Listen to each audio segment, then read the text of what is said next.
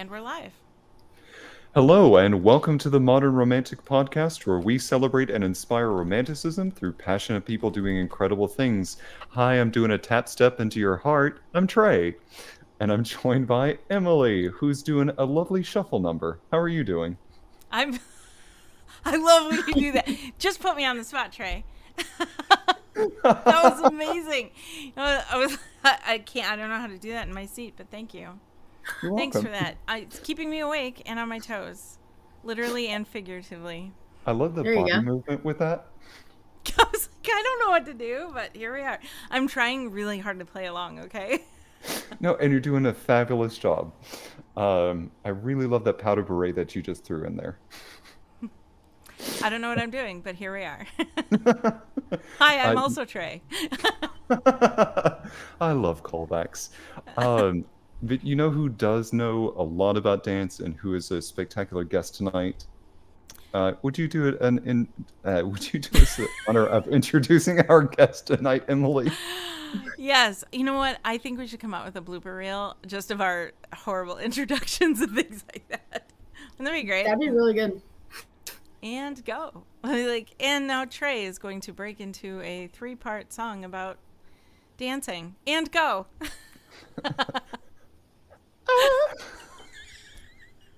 Okay, sorry.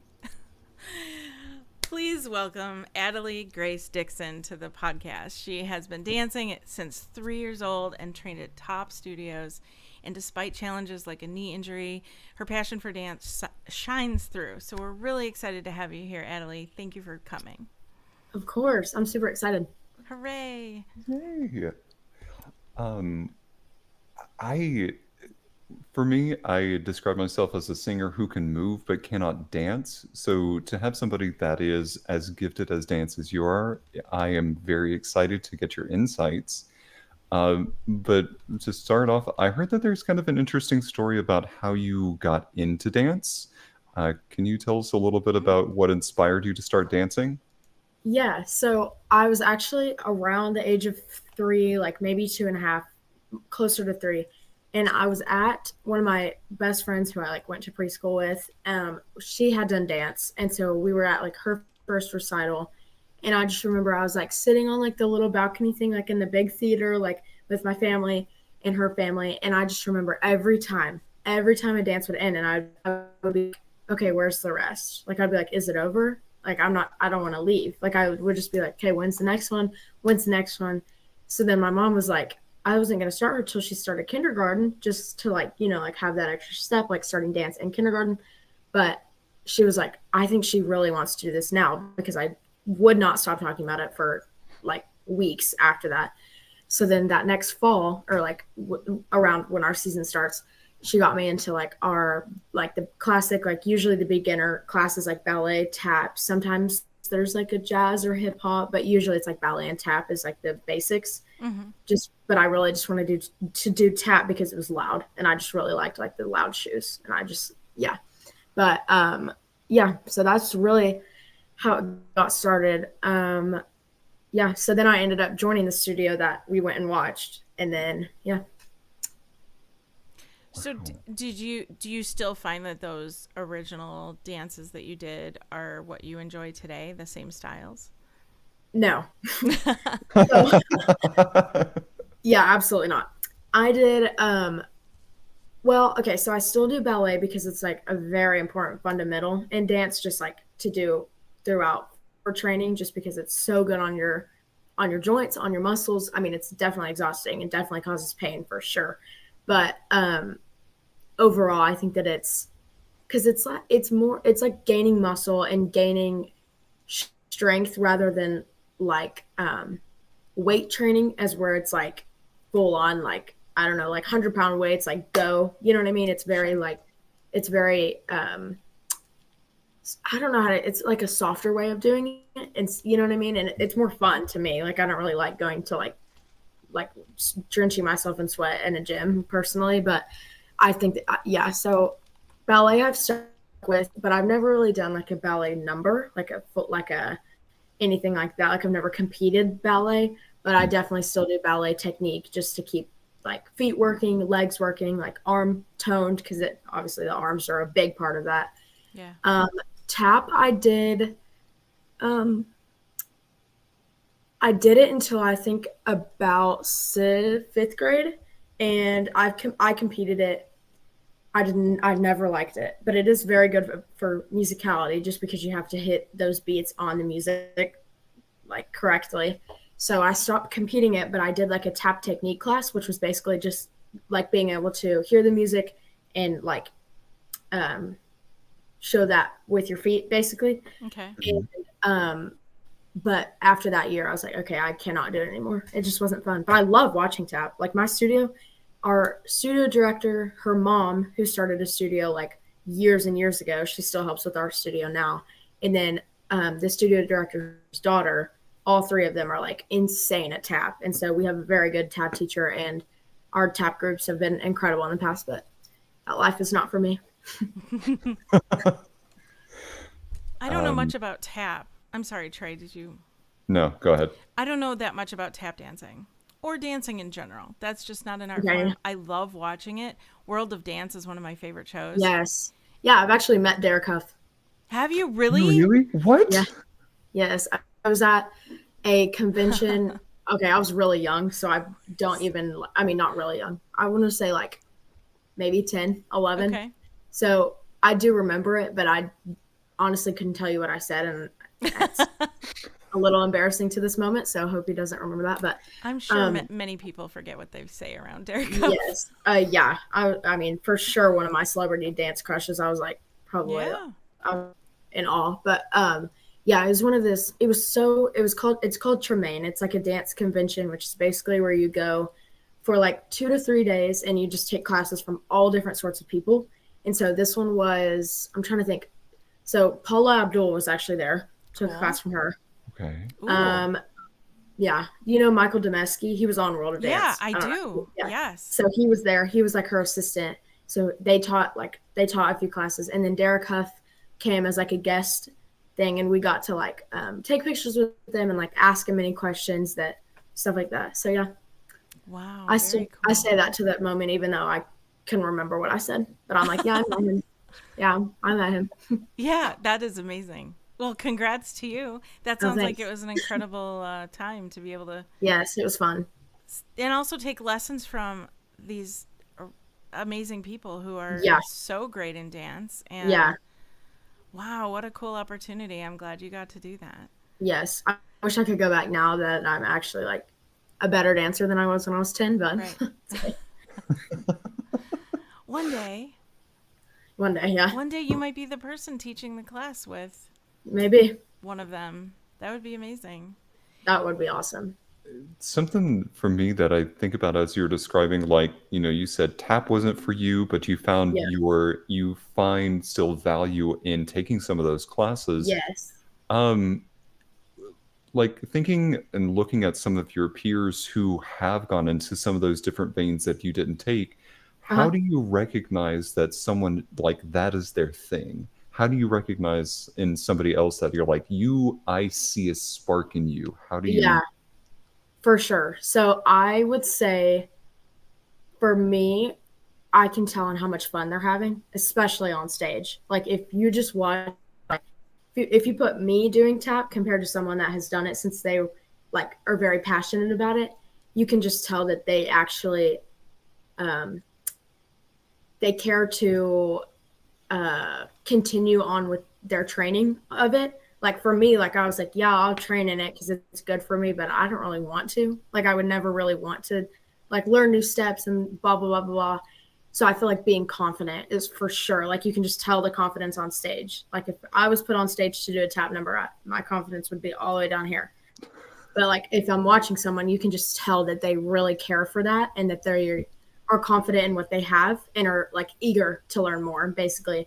And that helps a lot in the studio because you can see them learning it, this is really cool just for all genres. But you can watch how hard someone tries in the studio and then watch it pay off on stage and hopefully like see their outcome and like in the awards and stuff like that. It's awesome.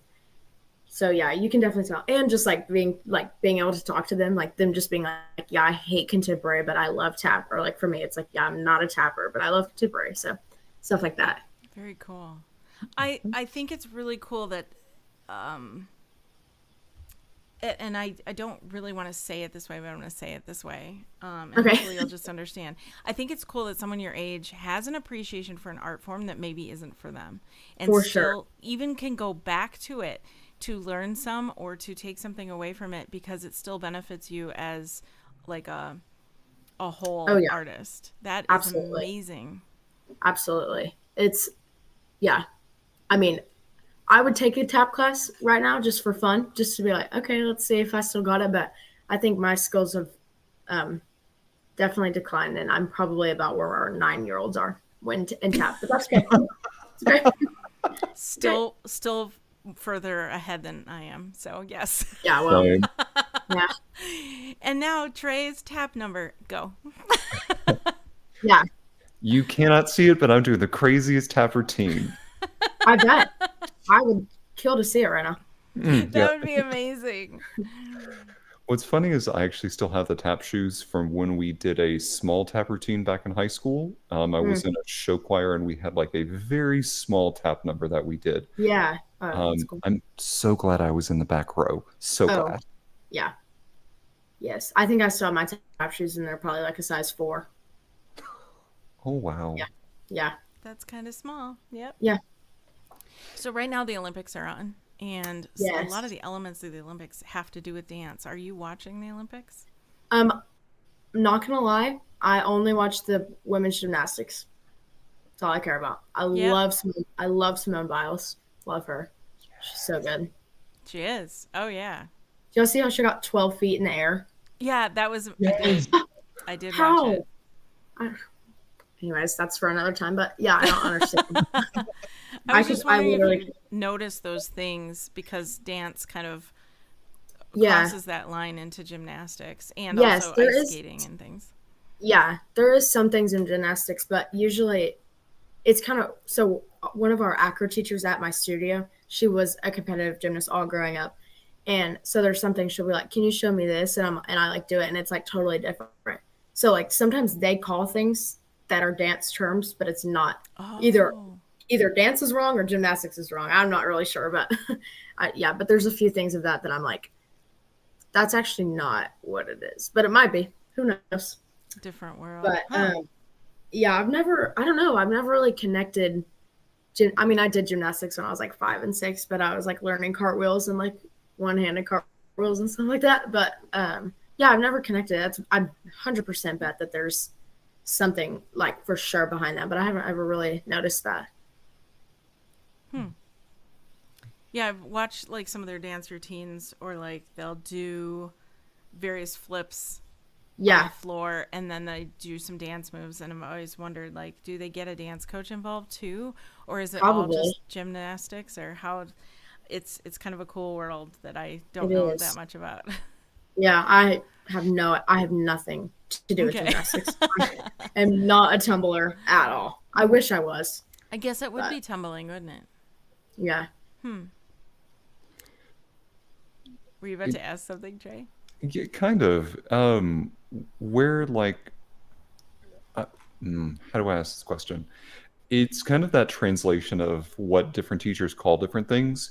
I've had some teachers be very super specific with their music terms of what they're looking for in terms of a dance, and then other teachers who are a little bit more, we'll just say loosey goosey with their explanations of things. With teachers that you've had across different companies, do you find yourself kind of gravitating towards those more like super specific dance terms, or are you kind of more in line with the keep it a little more free form and keep it more in like the feeling that you're having within your body? Yeah. I would say that it all, like I said, it all goes back to ballet. So when it, like literally every dance ever always like starts at ballet, and so I think that certain term or like certain terminology and moves for sure there's a right and wrong because ballet is pretty much right and wrong. Now when it comes to like the actual dancing and the art form of it and like the emotion, the connection to the audience, the connection to the judges, stuff like that, I think that that has no right and wrong. So I think that for me, it's that connection of like, is my foot turned out or sickled, which it needs to be turned out, by the way. Um, it's like that connection is if it turned out or is it turned in, but also am I captivating? Like, is my foot all that matters? Because if you're dancing and all you're thinking about is my leg straight? Is my foot pointed? Is my head the right way? Is my arms straight or bent? Like stuff like that. I think that there's no, the judges are just going to be like, okay, pretty feet, pretty legs, good, good. You know what I mean? There's nothing there. But I think that if you take that technique and move that to the next level and you're dancing saying, oh yeah, I know my foot's pointed. I know my leg's bent. So now what am I going to do with my face? What am I going to do to like draw the audience in? Because that's really what the judges look for. Because like I said, if your foot's pointed and your leg's straight, they're going to be like, okay, yeah, that was pretty. But if you captivate them and you make that eye contact, point that foot also, I'm not saying that doesn't matter 100%, but yeah, I think that if you just captivate that and not let little like, because I could not point my foot in one dance but have amazing emotion, they probably won't even notice. So it's just like being able to kind of do a balance for sure. So when it comes to ballet stuff, I like it pretty specific because I like that right and wrong because 100% there is right and wrongs. But I think that when it comes to like contemporary stuff like that, I don't really think there is a right and wrong in the emotion form of it. So that's kind of where that art lies Yes, versus for sure. sport. Yes. Wow. No, that was a really good answer. Thank you. Thank you. Yeah. Of course. Do you find yourself drawn? I don't know how to ask this. Maybe it occurred to me, this question, but I guess maybe we can talk about it. Yeah. Sport versus art form. Do you find Yeah. yourself drawn more toward the sport? Because you said something about ballet being it's black or white, it's right or wrong. Yes. And Yeah. that kind of structure in your dance, does that, obviously that's going to help competition, but Yeah. do you also lean toward the art of it as far as Yes. Yeah, okay. for sure. I think that, like I said, it's like, um, I, most of my friends, I mean, not to brag on my studio or anything, but our studio has very good technique, I'd say. Okay. So Yeah. I think our technique teacher's great. I mean, like we try, we're very like hard workers and stuff. So um, I think that the sport is very important in class. I think that because like you want to perform because how you perform in practice is how you're going to perform on the stage 100%. But I also think that there's some leisure, like there's some gray area there to be able to be like, okay, is my foot pointed, is my, you know what I mean, and hear those corrections from your teacher and apply them right then and there, so then that muscle memory grows. So I think that that is the big sport, is like muscle memory and taking corrections like that, because you only have, like, I'm in 8 dances this year, and I have like, and I learned some of them, and like we're kind of in the choreography process right now, so I'm kind of learning. I think I've learned 2, and I'm going to Missouri to learn one tomorrow, but so then I still have 5 more dances to learn by competition season, which is around January, which seems like, okay, that's a lot of time, but really to clean and learn 8 dances is like insane. So That I think does that, sound insane. Yeah. yeah, so starting obviously like not saying like start perfect, but start trying at day one, because all it matters is that if you try, because then your brain will be like taking those corrections like that, and then just being able to be like, okay, muscle memory, and then by the time you get on stage, it's like, oh, like I said, it's like you don't even have to think about those things.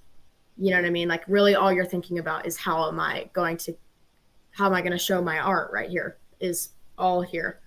So I think sport for sure in practice, because you don't really need to perform to the wall or to yourself in the mirror. But yeah. Well said. Very well said. And not to mention, like, you. We can't hear you, Trey. I promise you, I am talking. I know you are. Yeah. I was Just like, start over with your question. We heard like 2 words. yeah. Okay. So I know you said that these competitions don't start until January, but Yeah. you are also still getting to a point where you may, the person choreographing it may see it and go, that doesn't really work. And so you've got to rework different For scenes sure. and learn Then there's something new. yes, there's always something that happens in the year. It's either like there's sometimes that so it's called like cleaning the dance. Basically it's just like where you go through and nitpick everything, make sure everyone looks the same, just like just that sport form, just to make sure everyone looks uniform and the same. Or if you're not supposed to look the same, keep that, like keep everyone looking different. Then I think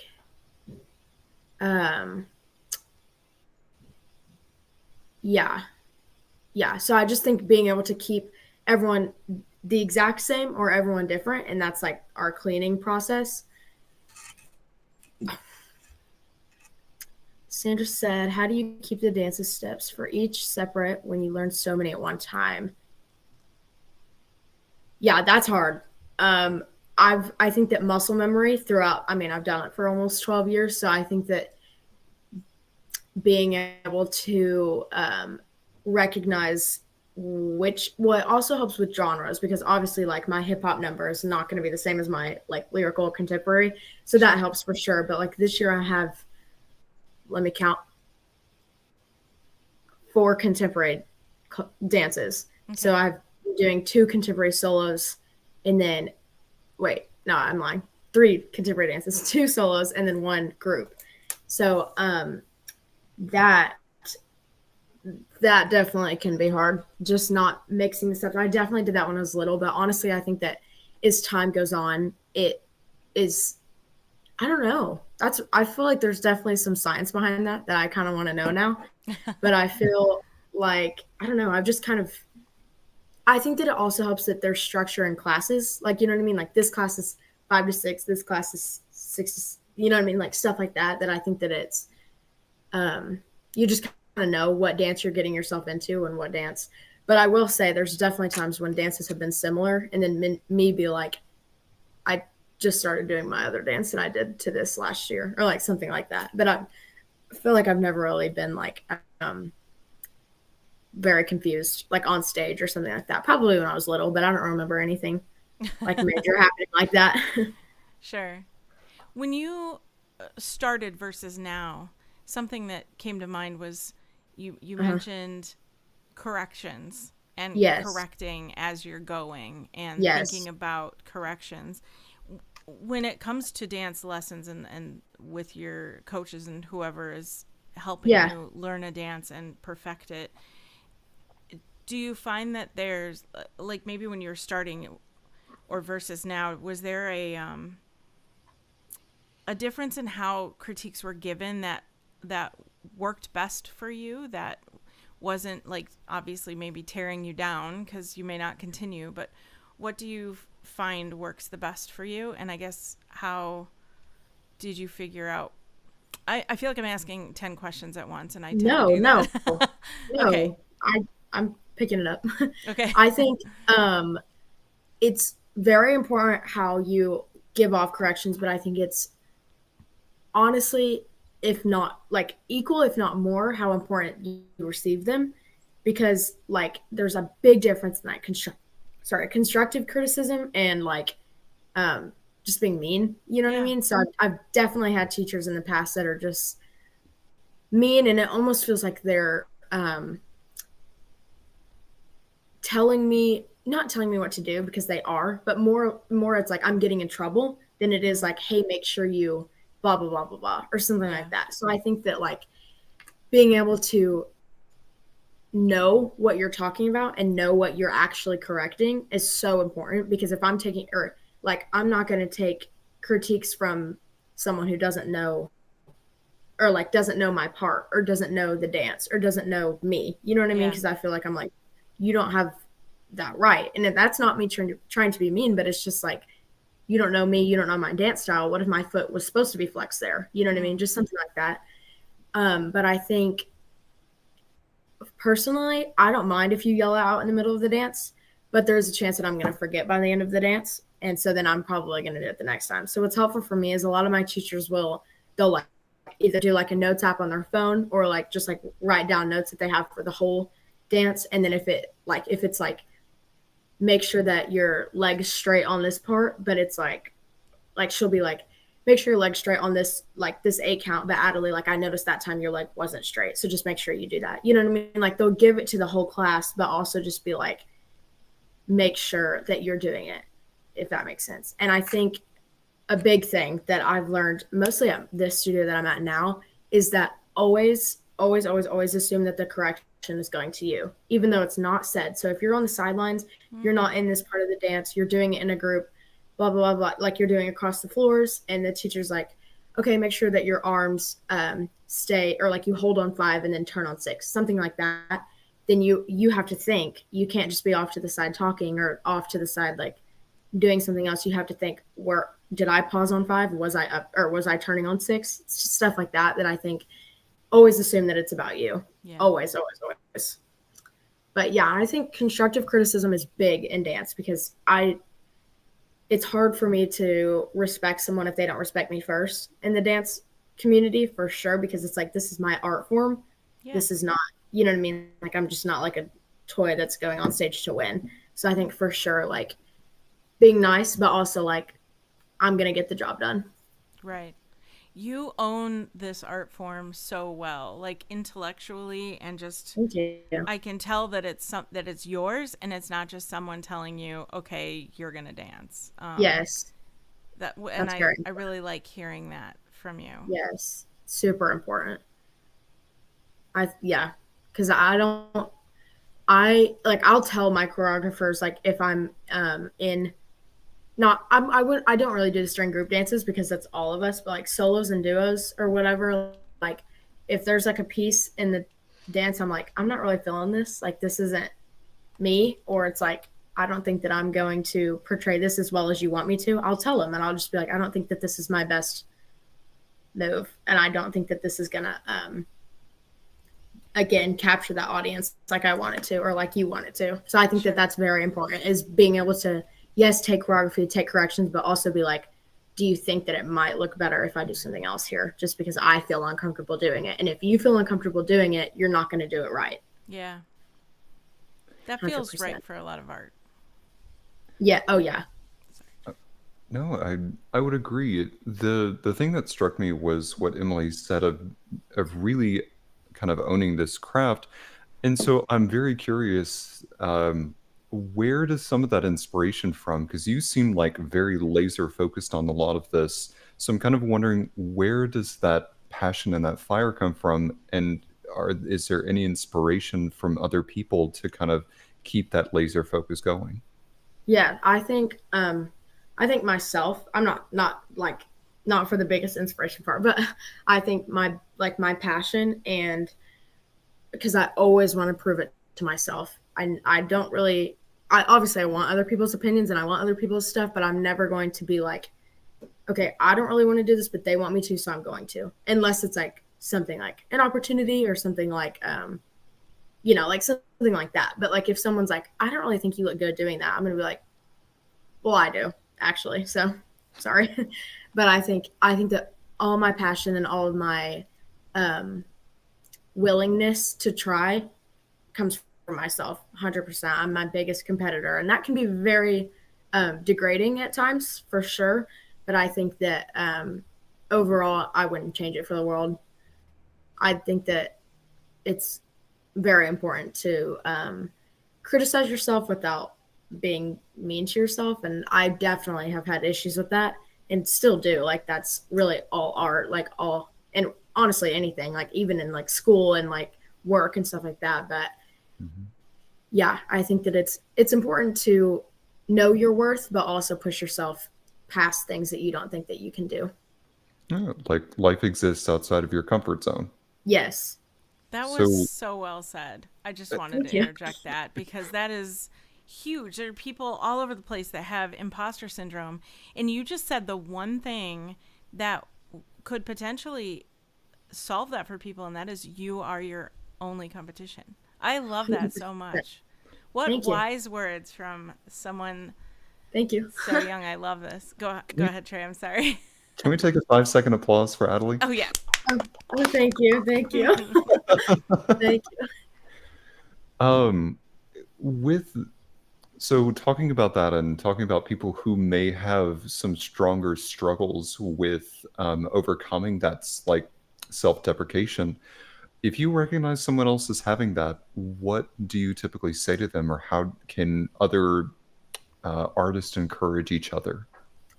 Well, if it's like in class or something, like, and you can tell that one of your friends isn't getting something as fast, like, because personally, when I'm struggling with myself and I'm being mean to myself, I don't want someone to come over and be like, "You're doing great," because then I just want to bark back and be like, "No, I'm not." You know what I mean? Because I'm in that headspace where it's like, Mm-hmm. "No, don't talk to me." Mhm. But that's probably not very encouraging. But um, I think that if I notice that in one of my friends, because I think to no one is to be 100%. Like, self critic to another self critic, like, you can just tell when that mode comes on, and they just, like, even if it's just like an eye roll or like falling out of something, and you're just like, or like a deep breath or something like that, like, because obviously you're not going to like lash out in class and start crying. You know what I mean? I mean, probably done that when I was younger, but Sure. now at this age, you probably wouldn't do that. But I think that just kind of looking at them and being like, it's okay. You know what I mean? Like, you're doing great, like something like that. Cause I'm not going to go over there and like hug them or like do something like that. Cause that would stress me out and probably make me even more mad. But I think just being like, or after class, just waiting and be like, you can just kind of tell like that turn didn't really, or like, they fell out of their turn a few times after class, being like, hey, I saw you do those turns. You looked really good. So then they're like, wait, maybe I was just being hard on myself. You know what I mean? Just like kind of get the brain on a totally opposite direction than what their brain is leading them. But you're Have you also ever, giving. Oh, sorry. no, you're fine. I was just reading this question. Have you ever found yourself lost in dance because it was so fitting for you and how you dance? Or do you find yourself more focused on each move? Um, every time that I've been on stage, it's literally a blur.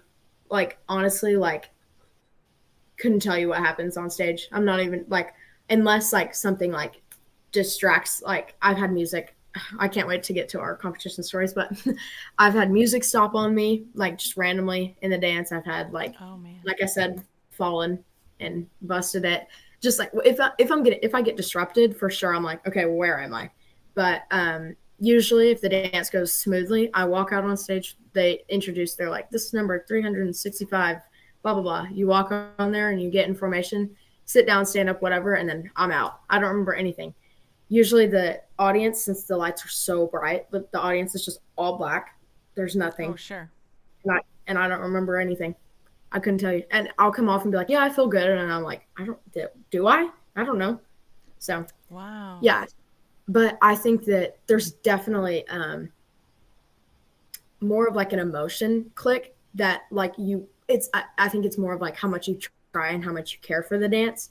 Like, I've had dances before and I'm like, I do not like this dance very much, but I'm still going to go out there and do my best. But I think even that, it's just like, I don't really want to try. I don't really want to try. I'm going to, but I don't really want to. And I think that you can definitely tell that on stage as much as you don't want to. But I don't think I've ever had a dance where it's like pure chaos, like no one liked it. I think that there's definitely dances that you don't want to do that you just have to suck it up and do. Mm-hmm. Yeah. I don't focus on my moves. I just kind of go out there and go hope for the best. Right. pure chaos. That's what I would be delivering. Yeah, We'll I've discuss been what there. that would look like. I've been there. Well, since you brought it up, I'm always a sucker for competition stories. So I'm gonna ask for your best, and I'm gonna ask for your worst, if you don't mind sharing. Yeah. Okay, I'm gonna do my worst first. Oh wait, okay. I have to think. That's cool. Okay, so my worst was okay. So I've definitely forgotten my dance a few times, but I'm pretty good at improvising and just kind of. I mean, you can tell I was probably like 10, and so I just was like, just kind of like stuck. But then after like a set or after like a count, I was like, okay, I forgot my dance. I'm just gonna go do some random stuff. So that was pretty bad, but I definitely cried afterwards. But it happens. Sure. It happens to all dancers, all artists, really. But I think my worst one was it was my second solo ever. So I was probably 8, 9 maybe, I don't know, around there. And I was warming up backstage, and my costume was like a leotard, but it was a black and white, like it was a really fun pattern. Like it kind of gave like Greek almost, like it was just like a bunch of like triangles and like just it was very cool. And it was to Californication by the Red Hot Chili Peppers. Okay. Yeah. Oh yeah. But it was like a cover. So it wasn't like that actual song, but it was, yeah, like I it was gotcha. it was a girl singing it, and it was like a little slower, blah, blah, blah. So that it was a contemporary piece. I was feeling it. I loved it. I was like 9. I was like, okay, this is so good. And I was warming up backstage, and I had these pants on, just like sweatpants over it, just to keep myself warm. And because I still had a while. So I was like stretching with them and like doing some jumping jacks and stuff. Well, the pants looked really similar to my costume. Like they were both black and white. They both kind of had that fun, like funky pattern on them. So they call it my number. I'm backstage. I'm ready. Still have my pants on. Call my number, and they're like, okay, Adalie Dickson with Californication. Like, so I walk on stage, still have my pants on. So I walked on stage with my warm up pants on. They're like PJ pants. Like they're not like Right. no athletic gear. I'm 9 years old. It was so sad. But what was even worse is I started facing the back. The audience is back here. And so I just started standing. And my dance teacher was on the side, or she's like running around to try to make it to the audience because she didn't even notice either. Like it really matched. It was so weird. But so my mom and the studio owner at the time, this was not my current one, this was back in where I used to live, but my studio director and my mom had to literally yell at me, Adalie, you still have your pants on, because I couldn't see. And so I couldn't see them like waving. I couldn't see anything like pointing. Like I walked on and faced the back immediately. So I was just like, I was ready to dance. I was ready. And so thankfully the judges, like no judges, it's like, I don't know, like if it's like per competition or it's just kind of like a known thing, but judges don't judge the first 30 seconds of you walking on the stage, just in case something like that happens, or just in case like music doesn't work or something like that. So they won't judge 30 seconds. I think sometimes there's like some gray area there. Like I think maybe it's not always 30, but at that competition, they didn't judge that part.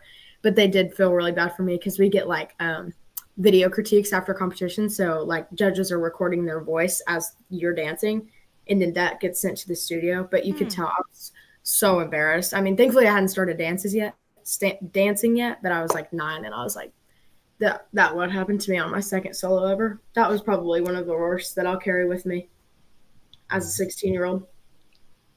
And every time you see a pattern like that, you're like, oh, I remember these pants. Every time I think about my second competition, I'm just like, poor girl. Ugh. And then best, oh my gosh, I just love competition season. I think it's so fun. Like even not just like competing, but just being in that atmosphere is so fun. Like being able to watch your friends, like the hotel rooms are always so fun just because like, especially when we were younger, like we would just run around the hotel and like eat at like the hotel like dinner while all of our moms would be talking and stuff like that. And we would just go run around. Like that's always so fun. And now that we're all older, we kind of are more like the moms and we just go eat at like a table or something like that. But probably So at one of the big competitions that we go to, it's called Talent on Parade. It is, I think we were in Branson at this for this one, but they do this thing called the Parade of Champions. So it's basically there's like they pick dances throughout like that for that from that category, and basically they get to dance again, and it's like they call it the Parade of Champions because it's like the lights go crazy, like everyone's there, like it's a lot of fun. So one of my groups got picked for that, and then there's a winner of the Parade of Champions, and we ended up winning with our hip hop group. So that was a lot of fun. This was like I think I was 12 probably, my 6th grade year. Yeah, it was a lot of fun. Wow.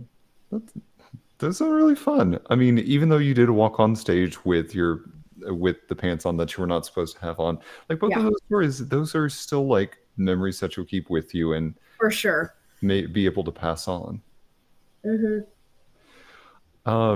You talked before a little bit about like where you've tripped or where you've done some other things, or I'm sure seen other performers maybe have a struggle during their performances. Yeah. How during those moments, I think about like still trying to give support and still trying to give that space that you were talking about earlier. How do you like get them back to competition ready after something like that? Yeah, so obviously injuries are totally different because if you're injured, you're injured. Like we've had people get injured on the stage and ended up like having to get surgery and stuff like that. Like that stuff is just like no fun, obviously, and is devastating to the team and obviously to them. But honestly, I think that unless it is an injury, I honestly just say laugh it off. Because like think about like the pants thing. Like when that happened, my mom was like, think about when you're 16 years old, what are you going to do? You're not going to cry about your pants being on stage. You're going to laugh. And here I am on a podcast talking about how I walked on my pants and I'm laughing. So I think that just being able to say like it's really not that detrimental. Like you're leaving this competition tomorrow and probably never going to see these people again. And if you do, they'll probably be laughing at you. You know what I mean? Just stuff like that. Like I think that just being able to laugh it off, and if it's not funny in the moment, probably don't force them to laugh. Because at the time I was like, Mom, it's not funny, like blah, blah, blah. But now, she kind of gave me my space and let me be upset about it. But now it's like, it's fine. It's just pants. Or like if you fall, like I said, like my feet have totally come out from under me before, the judges probably will laugh. And that's fine. I'll laugh too after the fact. I mean, I'll probably be hurt because this stage is not soft. But but then honestly, just being able to laugh about it, even if you're mad at yourself or mad at other people for messing up the dance, like just being like, it really doesn't matter that much. I think that is incredibly wise to say. It's still really difficult to do that in the moment. But giving them their space and coming back to it, yes, yeah. Well, then I think your ability to do that helps the other people that are also dancers around you, especially those that are like juniors to you that are still learning and still working up to your level. Seeing that you can do that can maybe give them the ability to do that. Yes. Yeah. So yeah, super important. What a great influence to be able to be. For sure. I was asking this question, I think, to some friends earlier in the week, but I think it's pertinent here. Is there a performance that like lives rent free in your head? Of mine? Anybody's, like either yours or a performance that you've seen. Okay, let me think. There definitely is. Okay, so yeah, my mom just commented that one. I was thinking of that. I was thinking of that one too. So, have y'all seen the musical Hamilton? Yes. Yes. Okay. So we did, Burn from Hamilton, where after she gets cheated on, that blah blah blah. So my studio did a dance to that, and we wore like big Victorian gowns. Like they were not like, they were soft, like they looked like like whatever. But and we danced to the entire song. So that Oh, 4 minute song did not cut it. And it was very, I mean, I'm glad that I was in it, but also I wish that I wasn't so I could always watch it like just from the front, just because it was so captivating for sure. Like it was all just like pure emotion. Like there wasn't really a lot of technique in it. Like there wasn't anything that was like, wow, they just did like 6 turns and then like a bunch of flips. Like there was like one turn in it and then like a few people did aerials in it, like one tumbling thing. And then it was just besides that, it was all dancing and it was incredible. It was for sure a crowd and studio favorite. But I'm trying to think of um, another studio's um, Tiffany's Performing Arts Center is. I'm actually going there tomorrow to learn my solo from one of the people. It's in Republic, Missouri. Um, they always have incredible dances, but one of my favorites from this year, it was actually a hip hop number, and it was so fun because there was one part in it that it like got quiet, and then they like I don't know how to explain it because the whole dance was just insane, but like it was very hype, like it was they're all like obviously having fun, and that's hmm. like the main thing. And then they like turned to the back, and then they like turned back around and started like screaming, hyping each other up, and that was just really fun. So that one I think about a lot when I hear the song. It was I don't remember what the song name is, but it was just like a very like fun routine where it got quiet, and then they all just started like hyping each other up. That one was a lot of fun this year. Very cool. You said you would watch Burn over and over again. Is it watchable somewhere or you just have a Yeah, tape of it or something? I'm trying to think where I can, or I want to say it's on our studio's Facebook. Maybe it's Okay. Legacy Studio. It's Legacy Studio Performing Arts Okay. is our thing, but I'm not sure if it's there or not. If not, um, We'll go look for it. Yeah. yeah, I was gonna say there's definitely somewhere we can find it. Okay. I just thought if there was a chance to see it, I would love Yeah, to. yeah, Now, you went to camp at CLI Conservatory in yes, yes, Massachusetts. Tell us about that. yes. That was literally one of the best weeks of my life. I went into it. It was one of those things that my mom signed me up for. I was like, oh God, what is this now? Like, what is this about to be? I'm terrified. I'm literally going across the United States. Like, not really, but I mean, kind of. Um, I'm terrified. I know literally no one going. Like, no one. The only person I knew was Lucy, and I'd never even met her. I just knew her choreography. Mm. So, and she wasn't even going. She was teaching. So obviously I wasn't going to be like hanging out with her all day. But it was like in my mind, I probably thought I was because I just love her.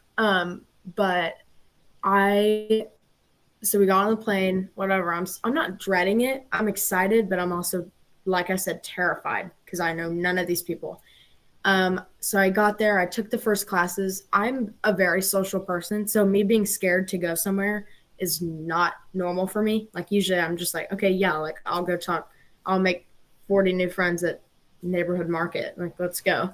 Um, but I think that in the back of my mind there's always competition with dance, and I think that's just really for any artist and for any like art form. I think that there's just always something in the back of your head that's like, I want to be better than these people. And so I think that everyone there had a totally different mindset than that. Mm. It was all of these people were there to show each other their art instead of being better, I think. And so I met some incredible people there. The teachers were all just like insane. I mean, I actually would come home not being able to walk or back to our like apartment thing, not even being able to walk. Like my feet hurt so bad, like throbbing. Had to like soak them in ice every night. It hurt. It was awful. Like 12 hours a day for like 6 days straight. But it was fun. It was so much fun, and I wouldn't change that. Like the people I met for the world, I love them so much, and I'm still in contact with some of them. I mean, most of them live in like Virginia and like Maine and New York, like around there. Like some live in Massachusetts, but um, and then there's some people there from like California. I'm like, how I can't even imagine that flight. But yeah, Very cool. So, would you go back? Yes, I'm already signed up for next year. Oh, cool. That's good to Yes. hear. And I bet you're not terrified at all. Nope, I'm so excited. One of the questions in the chat are, what goals do you have? Yes. So connecting to CLI, so the actual conservatory is a year-long program after high school. So Okay. it's for like kind of to get you out there, like to just start your dance career if that's something you want to do. I personally, I want to continue dance, but I don't think I want to continue like I'm not really sure. Honestly, like I want to dance. Obviously, I want to teach. I want to keep being an inspiration, but I also have other like interests for my career. You know what I mean? Like, Sure. I don't know. So I just think I've kind of, I mean, been a main thing for me recently going into my junior year, like kind of thinking about college stuff. But CLI is it's like a year long program after high school to just kind of like jumpstart that, get your name out there, being able to like post you and like be on their roster. Just like if someone like just like random music videos, they reach out to CLI. It's like, hey, do you have someone that would be good for this? And then just being like, yeah, sure, like something like just stuff like that. I think that it's very good for people who want to continue their career in that. I'm just not sure yet how like committed I am to wanting to do that. Sure. And Well, and that's the whole point of the intensive is to kind of get to kind of know. sure. That's smart. Sandra said CLI is like Brent Street from Dance Life. I don't know what that means. I I'm don't so either. sorry. Sandra, if you could clarify, that would help. Sorry. I was hoping you would know and I would be like, oh, yeah, of course. I'm sorry, Sandra. Um, I, how am I going to ask this question? While we wait for Sandra, I do want to ask for you, somebody who has taken a multitude of different dance styles, talking to someone who has never done dance before in their life, Yeah. how would you describe some of the different genres? Like, Yeah. where would you place some of these things? Yes. Yeah. So, okay, I'm just going to kind of go down the line. So, Okay. obviously, ballet, like I said, right and wrong, fundamental, like that's usually the first one you start with, like when you're like first getting into dance. I think that the steps definitely increase as you get more advanced in the technique, but it's just very like I said, right and wrong, pointed feet, straight legs. If they're not supposed to be straight, make sure they're not. You know what I mean? Just that black and white. Tap is obviously you have like the you're wearing tap shoes, so you have like it's like metal that's like on the bottom. Just makes it's just loud, and there's very clear steps in tap. I'm not going to say too much because quite frankly I don't know, but just musicality is huge. Like making sure that if the step is on 5-6, you're not there on and 6. You're there on 5 and then 6. You just stuff like that. Like you have to make sure you're super clear, and that's what makes or breaks a tap routine. Contemporary is very most people describe it as weird. It's just kind of like with like I said, like that ballet is in the back of your mind, but then portraying like the emotion, the feelings, the like depending on what obviously what song, like if it's a very sad piece, like being very sad. If it's a like an angry piece, like Burn was a very angry piece because she just got cheated on. That just portraying like the like raw, just being very raw, I think is what like really what contemporary is. And it's very big movements. It's not very like and even if the movement is small, still portraying it big is very important. Lyrical is like it's called, or people describe it as ballet and jazz mixed. So it's like those fundamentals, like very like sharp and like very like it's just very pretty. Basically, is what lyrical is. And while also portraying a story, but I feel like contemporary is like a little bit more weird. Usually is like a little like more edgy. Usually has less of like lyricals. Usually like a happy sad, like a usually you're smiling. During lyrical and contemporary, you're kind of like doing different like faces, just like very weird. Jazz is just very fun. It's just like high energy, like, well, the classic jazz. It's kind of not really changing, but there's definitely some other jazzes that are very like serious and mature. I feel like as you mature, your dance matures with you, especially in jazz. I think that jazz, like my jazzes now are very mature, like usually not too much facials, but like when you're little, it's very like fun and you usually have like glitter and sequins and sometimes feathers and like stuff like that. It's a lot of fun. And then hip hop is obviously hip hop. It's just like that's its own thing. That's so cool. I mean, I feel like that's a good explanation.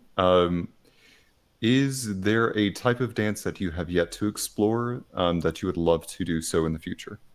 So at CLI, there was ballroom classes. Never taken a ballroom in my life, ever. I was like, okay, I don't know what I'm doing.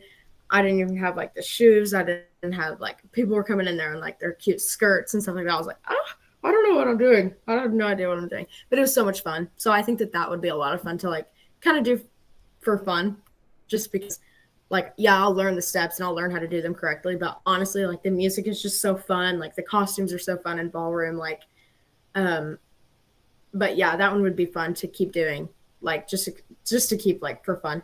Sure. And then I haven't done a lot of modern. Modern is very like I personally feel like modern is very like shape based. Like I feel like it's like make a big circle, now make a big star. Like I don't know.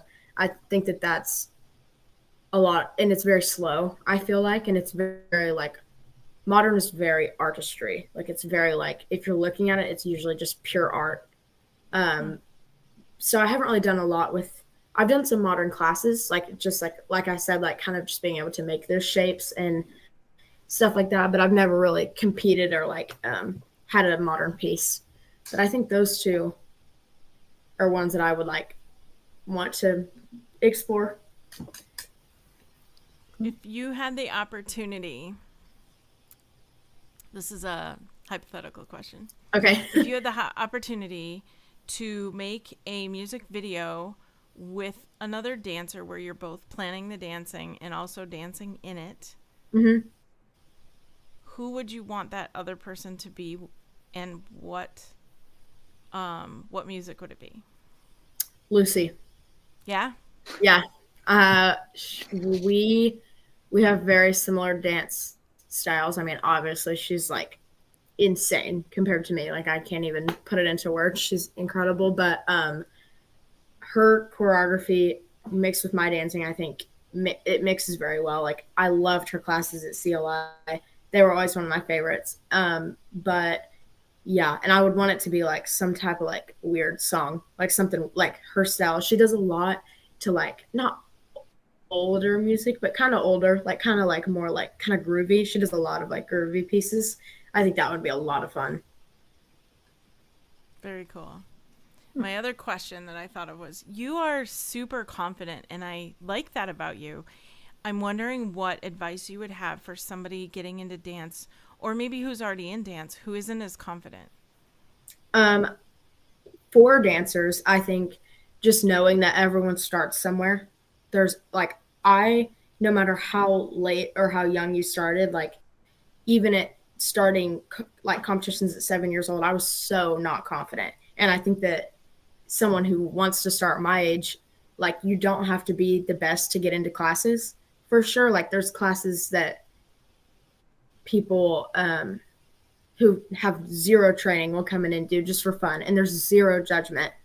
And I think that just knowing that everyone starts somewhere and everyone has their own like path, and like just because I can get my leg over my head doesn't mean that you have to be a better dancer than me or be a good dancer or be a bad dancer. You know what I mean? Like there's no such thing as that, because like my leg can go up there, but I probably can't. I don't know. Like I probably couldn't do like a like try to get me to do a tumble pass right now. I think I'd die. Just like stuff like that. Like it's like there's never like there's always competition in the back of your head, but I think that it's always for yourself. And I think that that's a thing that people need to realize, that like when I was struggling at 7 with like stuff like 7, 8, 9, 10, 11, 12, 13, 14, 15, 16, like struggling with that stuff, like just being like, okay, who's actually paying attention to me right now? It's just my brain. It's really just me that's being like, yeah. So I come off very confident because I think that that's important to not show that you want to, or not showing that you get walked on, because I don't know. Personally, I don't like stand for stuff like that. Like I said, like if you respect me, I'll respect you. But I think that just coming off like that and being confident are two totally different things. And I think that as long as you just remind yourself and work on yourself in being confident, I think that that's really all that matters. Good Very stuff. well said. Yeah. My question for you, is there a stereotype out there about dance that you would like to dispel? Absolutely. I think there is a stereotype that winning means that you're the best and that competitions mean everything, when really the point of it is to portray your emotion and to get out things that you can't get out with words, and being able to like I said, like connect with other people. Like I'm not gonna go up to someone and be like, hi, what's your whole life story? You know what I mean? But I can tell when someone's dancing.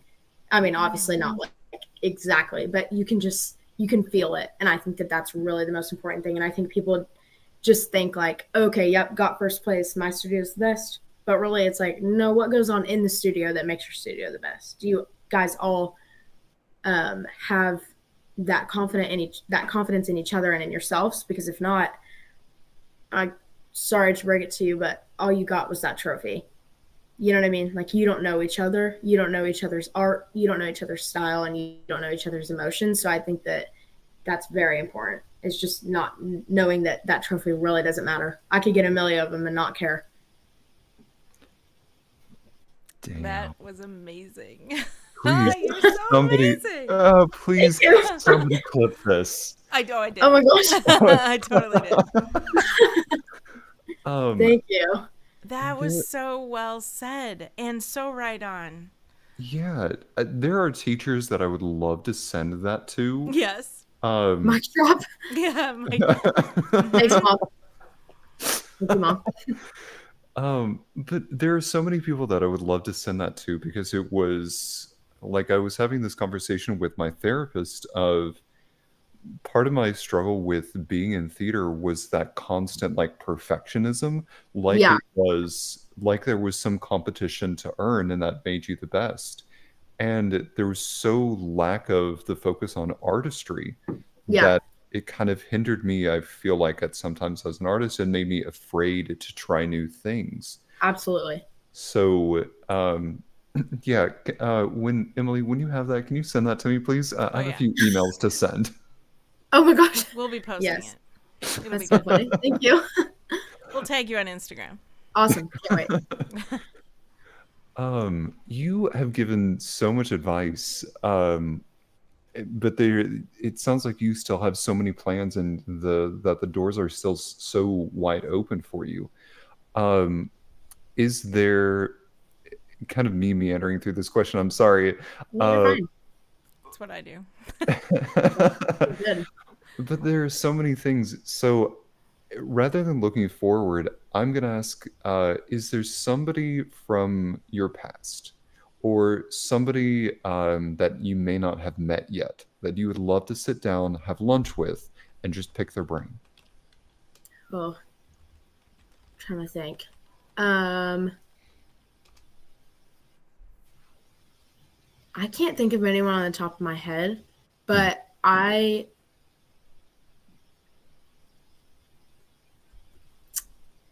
trying to think. All I can think is Lucy. I mean, that's Oh, kind you're of the right. answer I Yeah. thought of too. That's literally the answer. I just want to know how she does it. Like, honestly, like, and really any of the teachers at CLI, like, I would love to just have a lunch table and just have a bajillion questions for all of them, because they're all just so different, and but all share the same passion and all have the same, like, motive to keep going. And I think just all of them. Well, I hope you get that opportunity. That would be really I cool. hope so too. Yeah. Um, Adalie, before we close this episode out, normally we would ask for some advice, but you have been mic dropping through this entire episode. Thank you. Um, Yep. so, as as you continue your career and your passion in dance, we want to make sure that our listening audience can stay in touch with you and get more Yeah. advice from you. Uh, Yeah. where can our listeners stay in touch with you the best? Yeah. So I have a personal Instagram and then I also have a dance Instagram. My dance one is it's Adalie Grace 11, and I'm pretty sure that she's put it in there. So you can Yeah. always contact me on that. I'm logged into it. My mom is also logged into it. So any questions, anything like that. That's really my main thing. That's where I kind of keep myself like separated from dance and just like my everyday stuff. So that's the main one that you can DM me, comment on anything, like whatever. Either one. Very cool. That So is that's amazing. Adalie Grace 11 at Instagram. Go Yes. follow. Thank Yeah. you. Quick plug. Yeah. Well, Adley, I love the insight that you've shared with us. It is so clear that Thank you you. have a drive, a passion, and that you've got a very clear, burning future bright in front of you. Yes. So truly, thank you so much for spending time with us Of today. course. It was so fun. It was a lot of fun. Yeah. You're amazing. Thank you for being here. Thank you. Um, to anybody listening here, this episode, along with probably every single episode moving forward, will be dedicated to Joe Capone, our moderator, fellow comedian, passionate encourager, and greatly missed friend. You can find us pretty much wherever you tune into podcasts. For updates, announcements, and more, follow us on social media under Modern Romantic. Thanks, everybody. And like Martha Graham said, great dancers are not great because of their technique, they are great because of their passion. Have a great night. Absolutely. Bye. Thank you all.